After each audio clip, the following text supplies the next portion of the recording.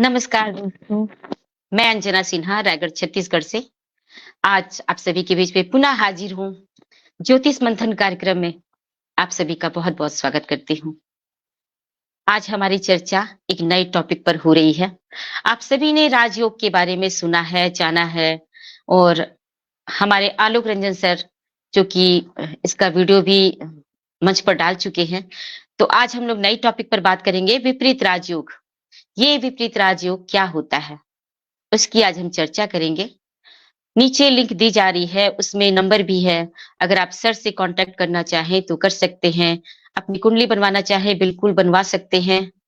जो भी समस्या हो आप सर के सामने रख सकते हैं।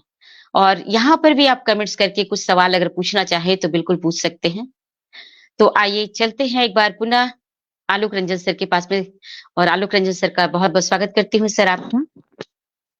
जी, नमस्ते। बहुत-बहुत धन्यवाद। स्वागत है आपका। सर मैं ये जानना चाहती हूँ कि मैं ही नहीं हमारे सारे दर्शक ये जानना चाहते हैं कि आपने राजयोग के बारे में तो बताया है या सभी ने राजयोग को सुना है, पर ये राजयोग और ये सब जान चुके हैं और ये विपरीत राजयोग क्या है, इसके बारे में आज हम चर्चा करेंगे और करना चाहते हैं सर, तो आप ये बताएँ कि ये क्या होता है? देखिए विपरीत राजयोग राजयोग और विपरीत राजयोग। विपरीत जैसे नाम से ही संदर्भ से ज्ञात होता है कि जिसका प्रभाव उल्टा उल्टा पड़ता है। जी, यानी अब उल्टा पड़ने का मतलब क्या है? विपरीत का मतलब उल्टा होता है कि कोई भी आदमी अगर उसके बारे में कोई चर्चा हो कि भई बहुत अच्छा आदमी है, आपने सुना हो उसके बारे में कि बहुत ही अच्छा जी, व्यक्तित्व है, बहुत ही अच्छा व्यवहार का आदमी है। लेकिन कभी जब समय पड़े और उससे मिलना हुआ हो या उससे सामना हुआ हो, जी, तो आप उसका स्वभाव जो है एकदम जैसा आपने सुना है उसके विपरीत प्रभाव आप देखें। यानी वो अगर अच्छा आदमी आपने सुना है तो हुँ, वो बुरा आदमी दिख रहा है, बात से, व्यवहार से, अपने चाल-चलन से। तो ये विपरीत स्थितियाँ होती हैं। तो जन्म कुंडली में 12 स्थान होते हैं, सभी लोग जानते हैं। अगर आप लोग कुंडली अपनी पास में रखे हैं, तो अपनी मैं दर्शकों से भी निवेदन करना चाहता हूँ कि आप लोग कार्यक्रम जब भी देखें, तो अपनी कुंडली भी साथ में रखा करें। तो कुंडली जब सामने रहेगी और प्रोग्राम आप देखेंगे तो आपको ज़्यादा समझ में आएगा। आप अपनी कुंडली को खुद ही देख सकते हैं कि आपकी कुंडली में यह जिस प्रकार के योगों की चर्चा हो रही है, वह योग आपकी कुंडली में है कि जी, नहीं। सबसे पहले तो मैं फेसबुक से जुड़े हुए सभी मित्रों का मैं बहुत-बहुत अभिनंदन करता हूँ, स्वागत करता हूँ और ऐसे मित्र जो नित्य हमारे कार्यक्रम को जॉइन करते हैं और अपने मोबाइल से भी कॉल करके प्रश्न भी कभी कोई होता है तो पूछते हैं। तो ऐसे सभी मित्रों का मैं स्वागत करता हूँ और आज विपरीत राजयोग के बारे में जो चर्चा हमारी है उसको आगे बढ़ाता हूँ। तो मैं बता रहा था कि कुंडली में 12 स्थान होते हैं, 12 घर होते हैं, एक-एक खाने होते हैं और एक-एक खाने जो है संपूर्ण शरीर का प्रतीक होता है। जैसे सबसे जी, पहले आपने देखा होगा, अगर कुंडली आप देखते हैं, अपनी कुंडली देखते हैं या किसी दूसरे की कुंडली देखते हैं, तो उसमें सबसे ऊपर जो है बीच का खाना जो होता है, वो लग्न कहा जाता है। तो लग्न जो होता है वो शरीर का यानी गर्दन से ऊपर का हिस्सा होता है या शरीर का केंद्र होता है। जैसे आँख, नाक, मुँह, सिर ये सब जो है, ये केंद्र में जो का जो पहला स्थान होता है, लग्न जिसे कहते हैं, उसे कहते हैं। इसी प्रकार से जो दूसरा खाना जो बाएँ तरफ से हम चलते आएँगे, तो वो होता है धन स्थान। यानी लग्न से तो हम शरीर के बारे में जानते हैं कि आदमी का शरीर कैसा है, हृष्ट-पुष्ट है, स्वस्थ है, उसके चेहरे की बनावट, उसके चेहरे पर अगर कुछ चिन्ह हो, जैसे मंगल इत्यादि की दृष्टि होती है या मंगल लग्न में या केंद्र में बैठा होता है या छठे, 8वें घर में बैठा होता है मंगल, तो ये पहचान होती है कि उस व्यक्ति के चेहरे पर कुछ चिन्ह ज़रूर होता है, चाहे कटा-पिटा या कहीं कुछ जला या कटा-पिटा। बचपन में बच्चे खेलते रहते हैं तो कई बार गिर जाते हैं और वो निशान जो है पूरे जीवन भर रहता है कहीं। तो ये जो ग्रहों का जो प्रभाव है वो कहीं न कहीं आपके जीवन में जीवन भर रहता है और उसके प्रभाव के अनुसार ही आपको सुख-दुःख या अपने आपके जीवन में जो भी घटनाएँ, अच्छी घटनाएँ, बुरी घटनाएँ, सुख या दुःख जो कुछ भी होता है वो सब होता है। तो आम तौर से जो राजयोग होता है वो केंद्र स्थान और नव और पंचम स्थान यानी कुंडली का 5वां स्थान जो विद्या का स्थान होता है और पूर्व जन्म के जो आपके शुभ कर्म होते हैं या अशुभ कर्म होते हैं, उन सभी का प्रतीक पंचम स्थान होता है। विद्या का स्थान होता है, ज्ञान का स्थान होता है और नवम भाव जो होता है, वो धर्म का स्थान होता है। पिता का भी स्थान होता है और धर्म का स्थान होता है।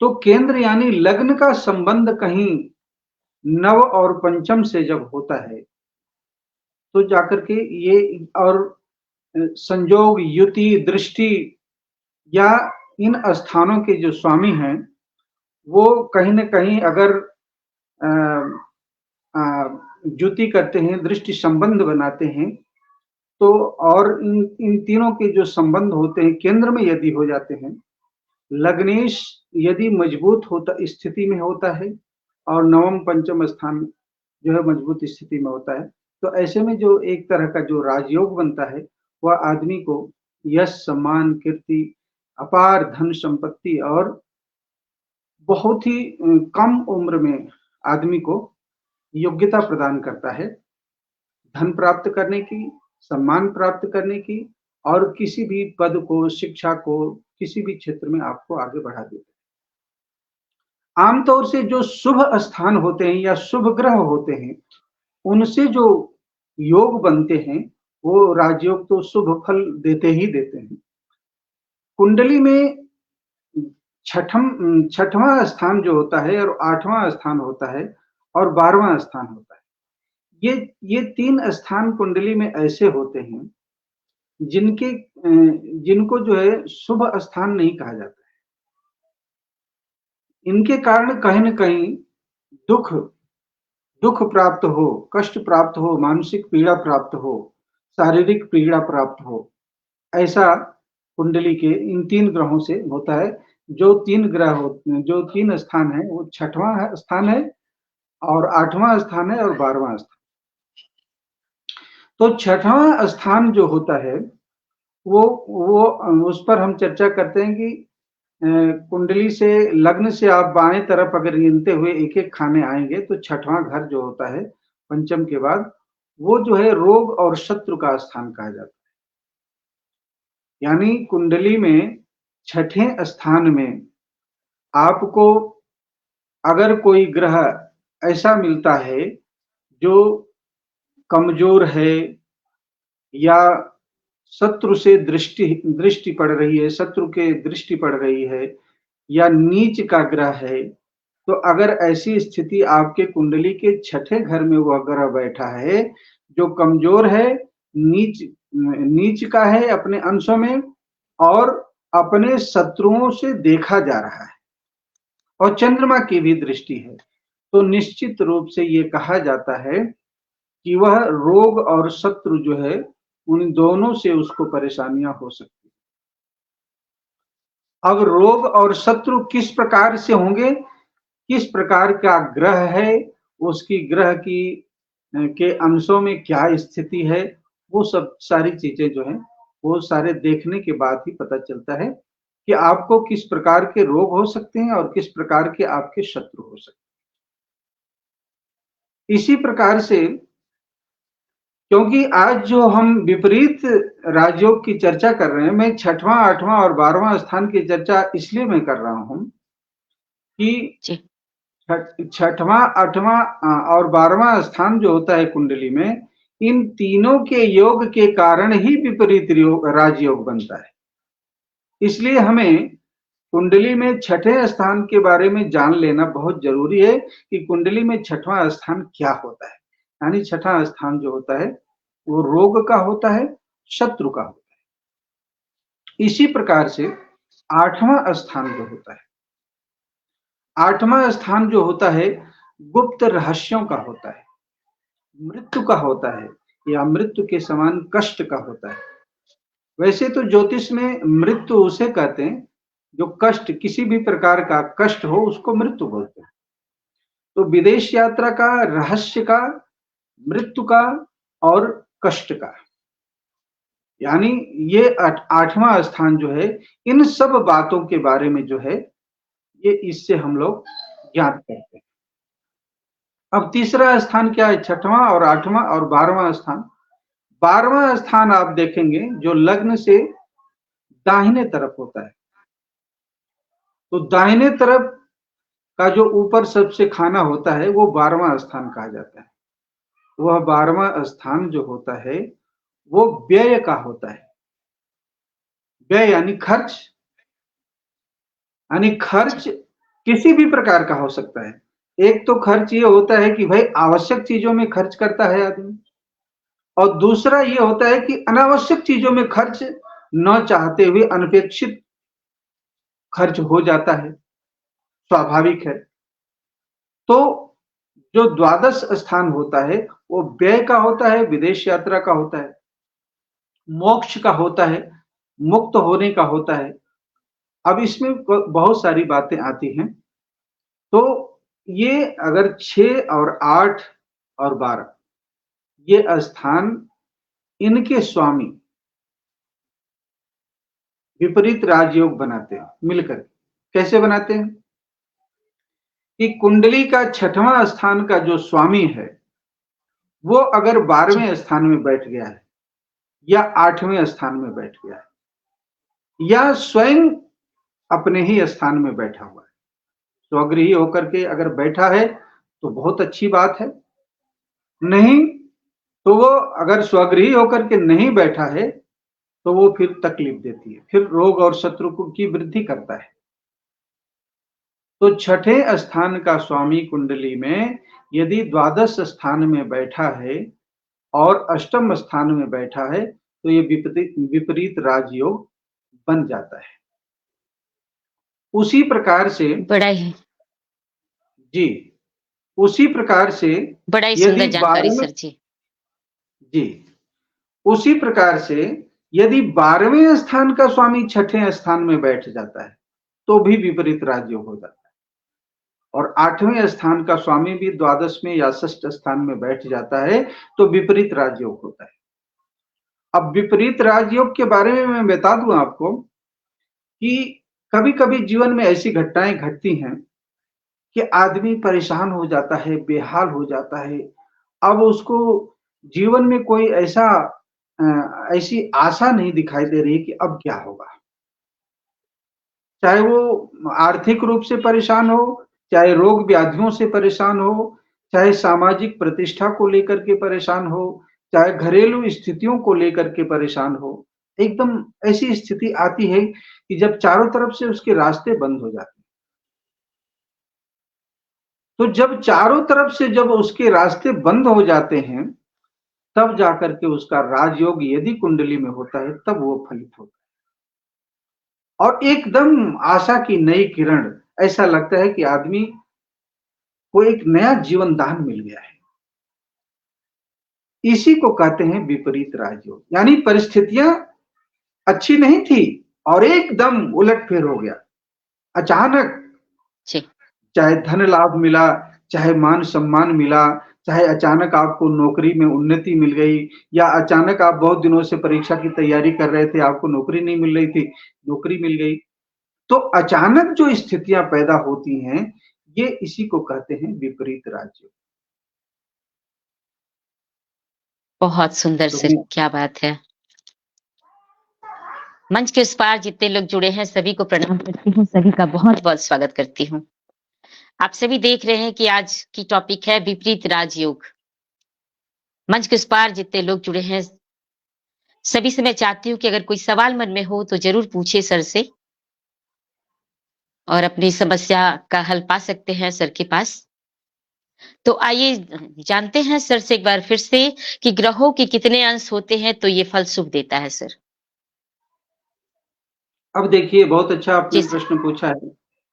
मंच के उस पार जितने भी दर्शक और हमारे मित्र जुड़े हैं और कुछ लोगों ने अपनी कमेंट देकर के अपनी प्रतिक्रिया भी व्यक्त किया है। हंसराज जी जुड़े सभी हुए का हैं, बहुत-बहुत बहुत-बहुत स्वागत। अभिनंदन करता हूँ और स्वागत करता हूँ। तो अब ये आपने प्रश्न पूछा कि कितने अंशों में? देखिए, ये कंडीशन होती है। विपरीत राजयोग जब होता है तो कंडीशन होता है। अब उसमें किस तरह का राजयोग है? विपरीत राजयोग जब कुंडली में होता है, तो एक तो लग्न को देखा जाता है। यानी लग्न जो शरीर है, तो लग्न यानी शरीर का स्वामी जो है किस स्थिति में है? सबसे पहले तो ये देखा जाता है कि शरीर का जो लग्न का जो स्वामी है, वो कम से कम 10 अंशों में होना चाहिए। 10 से 20 अंशों के बीच में कम से कम हो। 25 से अधिक अगर होता है वो भी ठीक नहीं होता है। लेकिन शून्य से और 3 तक स्थिति होती है जो अंशों की ग्रहों की, वो भी ठीक नहीं होता। लेकिन कम से कम 10 अंशों से 20 अंश के बीच में अगर लग्न की स्थिति है या लग्नेश की स्थिति है तो यह राजयोग जो है, विपरीत राजयोग जो है, बहुत अच्छा शुभ फल देने वाला होता है। और इसी जी। प्रकार से जो जिस अष्टमेश के कारण यदि विपरीत राजयोग बन रहा है, तो वो अष्टमेश भी अंशों में 10 से 20 अंशों का होना चाहिए। यदि द्वादशेश के द्वादश स्थान के कारण राजयोग बन रहा है, विपरीत राजयोग बन रहा है, तो वो भी कम से कम 10 से 20 अंशों के बीच में। जैसा कि हमने पहले भी वीडियो में बताया है कि हर ग्रहों की राशियों की 30 अंशों में होती है। राशियां जो है, राशियों के 30 अंश होते हैं और ग्रह जब जिस समय आपका जन्म होता है, तो उस समय कौन सा ग्रह कितने अंशों में विद्यमान है। अब वह जो है जब अंशों में विद्यमान है और एक स्थिति और आती है कि जिस ग्रह के कारण राजयोग बन रहा है, विपरीत राजयोग बन रहा है, वो ग्रह जो है उसका मित्र है या शत्रु। तो आमतौर से जो तीनों स्थान जो दुख के स्थान होते हैं, उनके जी। उन स्थानों के स्वामी अगर उन स्थानों में चले जाते हैं, तो वो दुख देने के बजाय सुख देने लगते हैं, विपरीत प्रभाव डालने लगते हैं। इसी को ये बड़ा ही एक साइंटिफिक रीजन है कि जब जो ग्रह अच्छा प्रभाव नहीं देने वाले हैं, वो अच्छा प्रभाव देने लगते हैं। इसी को विपरीत राजयोग, और यही इसका एक आश्चर्य है इस विपरीत राजयोग का, कि अगर ऐसी स्थिति अगर आपकी कुंडली में है, तो निश्चित रूप से इसमें अब यह राजयोग, विपरीत राजयोग जब होता है, तो क्या होता है? अचानक धन का लाभ, मान सम्मान, पद और प्रतिष्ठा, भूमि वाहन और घर, मकान, सब कुछ आपको प्राप्त करा देता है। और एक चीज और मैं बता दूं कि इसका प्रभाव बहुत जी। दिनों तक नहीं रहता है। ये जैसे मान लीजिए कि द्वादश स्थान का स्वामी अगर षष्ठ स्थान में बैठा है, तो वह उस ग्रह का अंतर जब आता है, महादशाएं होती हैं, यानी महादशाओं का जब अंतर आता है, तो उस अंतर में यानी 200 2 ढाई साल या 1.5 साल जो भी अंतर आता है उस ग्रह का, उसी अंतर में ही ये लाभ जो है आपको दिला देता है। लेकिन लाभ जो दिलाया वो अस्थायित्व तो हो जाता है, उसमें अस्थायी रहता है। जी। तो ये यदि जो है आपकी कुंडली में अगर इस तरह के राजयोग बन रहे हैं, तो आप कुंडली दिखा सकते हैं, आप समझ सकते हैं और पूछ सकते हैं प्रश्नों को। क्योंकि यह स्थितियां जो हैं, अगर आपकी कुंडली में हैं, तो निश्चित रूप से आपको अचानक जीवन में उन्नति प्राप्त होगी, यश सम्मान प्राप्त होगा और आपकी बड़ी से बड़ी कोई मनोकामना भी होगी, वो इस स्थिति में, इस आयु में, अवधि में, जिस समय इन ग्रहों का अंतर चल रहा है, प्रत्यंतर चल रहा है, उसमें आपको प्राप्त। बहुत सुंदर सर। विपरीत राजयोग होते हुए भी इसका फल कब नहीं मिल पाता है सर? इसके बारे में भी कुछ चर्चा करें। जी, बिल्कुल विपरीत राजयोग अगर है आपकी कुंडली में जी, तो आपको फल उसका क्यों नहीं मिलता है? अब वही स्थितियाँ मैं बता जी, रहा हूँ कि विपरीत राजयोग तो आपकी कुंडली में बन रहा है, लेकिन उसका लाभ आपको क्यों नहीं मिल रहा है? तो उसका कारण है कि आपका या तो लग्नेश कमज़ोर है, लग्न का स्वामी जो है वो कमज़ोर अंशों में है या तो, और या जी, तो जो ग्रह जिस ग्रह के कारण यह राजयोग बन रहा है, वह कमज़ोर स्थिति में है, या तो वह शत्रु स्थान से दृष्ट है, शत्रुओं से दृष्ट है। तो ये सब कारण अगर है, तो अगर ये राजयोग है भी, तो भी एकदम उसका प्रभाव न मिले ऐसा तो नहीं हो सकता है, लेकिन जितना प्रभाव मिलना चाहिए, जिस ऊँचाइयों तक आपको पहुँचना चाहिए, वो ऊँचाई तक आप पहुँचे।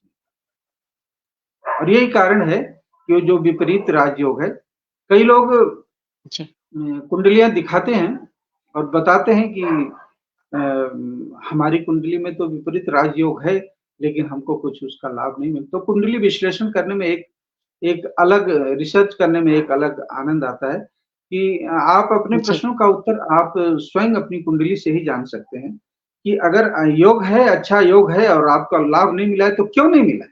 उसका कारण आपकी कुंडली ही बता रही है। कुंडली में ग्रह बोलते हैं जी।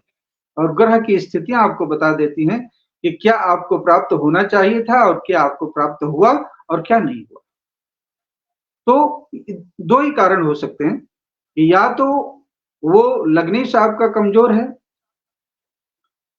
अ, कम अंशों में है, शत्रु द्वारा दृष्ट है, या जिस ग्रह के द्वारा यह विपरीत राजयोग बन रहा है, वह ग्रह जो है कमज़ोर स्थिति में है। तो ही ये जो है लाभ नहीं मिल पाता है। नहीं, तो अगर दोनों स्थितियाँ अच्छी हैं, लग्नेश यदि उच्च अंशों में है, स्वगृही है, उच्च का है, मित्रों द्वारा दृष्ट है, और जो ग्रह जिसके कारण विपरीत राजयोग बन रहा है, वो ग्रह भी मजबूत स्थिति में है, तो आपको अचानक धन, यश, सम्मान, कीर्ति सब कुछ प्राप्त करा देगा। बहुत सुंदर जानकारी सर। मंच के उस पार जितने लोग जुड़े हैं सभी को प्रणाम करती हूँ, सभी का बहुत स्वागत करती हूँ। जो जुड़े हैं, जो देखेंगे, सभी का बहुत-बहुत स्वागत है। कमलेश भारती आप जी सभी जुड़े सुन हुए रहे हैं, थे बहुत-बहुत जी, कमलेश भारती सर का कमलेश बहुत-बहुत स्वागत करती हूँ। जी, आपके मन में जो भी सवाल हो आप सर से पूछ सकते हैं। आप देख रहे हैं हमारे एस्ट्रोलॉजर आलोक रंजन सर को, जिनको शायद आप सभी जानते हैं। शायद नहीं सभी जानते हैं, सभी परिचित हैं इनसे। और सर के बारे में मैं क्या बोलूँ कि ये सर सभी कुछ देखते हैं कुंडली के साथ-साथ। आपकी जितनी भी परेशानियाँ हो, सभी का समस्याओं का आपका हल इनके पास मिल सकता है। तो आइए एक बार एक सवाल और है मेरे मन में सर जो मैं आपसे जानना चाहती हूँ कि विपरीत राजयोग होने के लिए कौन-कौन सा ग्रह बलवान होना चाहिए? इसके बारे में चर्चा करें। देखिए, विपरीत राजयोग होने के लिए वही मैं बता रहा हूँ कि अब देखिए, मैंने कहा कि षष्ठ स्थान का स्वामी या तो अपने स्थान में बैठे स्वगृही बैठा हो, षष्ठीय स्थान में बैठा हो, अष्टम स्थान का स्वामी यदि अष्टम स्थान में ही बैठा हो, द्वादश स्थान का स्वामी यदि द्वादश स्थान में ही बैठा हो, यानी अपने-अपने घर में बैठा।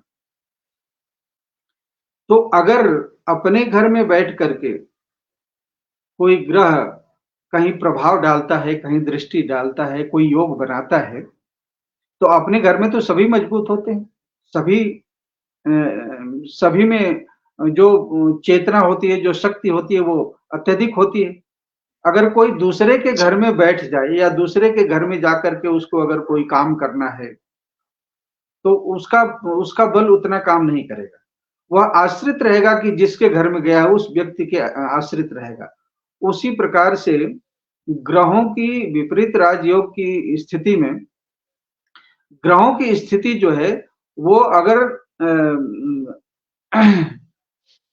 स्वगृही है या उच्च के हैं, तो विपरीत राजयोग में बहुत ज़्यादा उच्चतम ऊँचाइयाँ देते हैं। स्वगृही हों, उच्च के हों, और मित्रों द्वारा दृष्ट हो।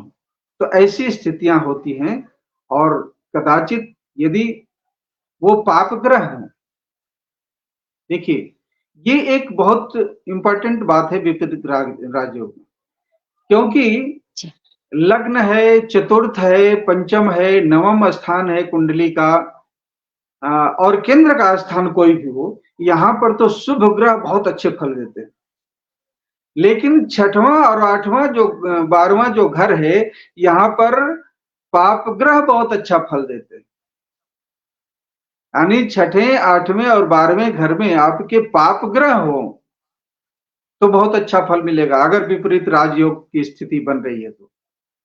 क्योंकि पाप ग्रह जो है, विपरीत राजयोग जब बनता है, उस स्थिति में पाप ग्रह जो है शुभ फल देने लगते हैं। यही तो विपरीत राजयोग का परिणाम है कि जिन्हें जिन्हें अशुभ फल देना चाहिए वो शुभ फल देने लगते हैं।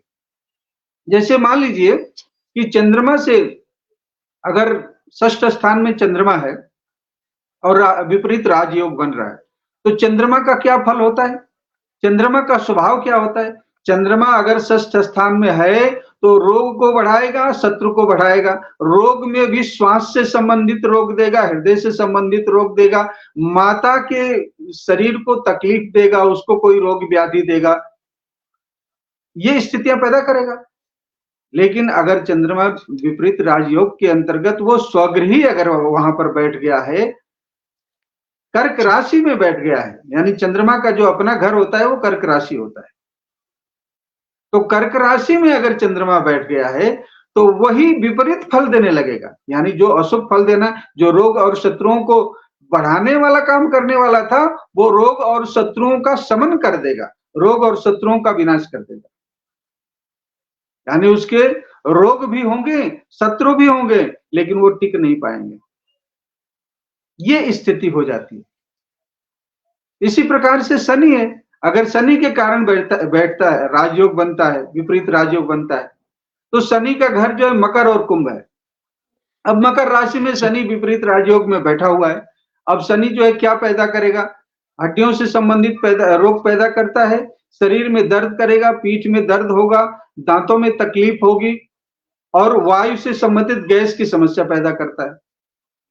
लेकिन अगर विपरीत राजयोग के अंतर्गत शनि बैठा हुआ है तो वो जो है रोगों का शमन करेगा, आपके शरीर को हृष्ट पुष्ट रखेगा, शत्रुओं से आपको बचा लेगा, चाहे कितने भी बड़े शत्रु। कई बार आप देखते हैं कि किसी के वाणी में इतना ओज होता है, इतना तेज होता है कि अगर कोई किसी सभा में चला जाता है तो लोग चुप हो जाते हैं, उसकी बात को सुनने लगते हैं।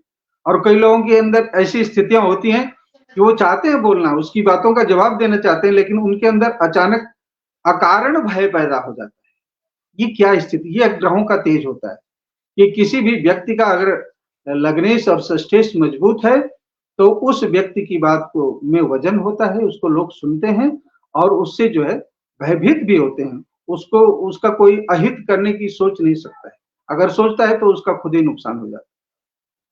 तो विपरीत राजयोग जो है इन सब स्थितियों को पैदा करता है, जिससे आपको यश, सम्मान, कीर्ति, शरीर को स्वास्थ्य और धन लाभ, ये सब कुछ प्राप्त करा देता है। क्या बात सर, बहुत सुंदर आपने जानकारी दी है। मंच के उस पार जितने लोग जुड़े हैं सभी का बहुत बहुत स्वागत करती हूँ, सभी को प्रणाम करती हूँ।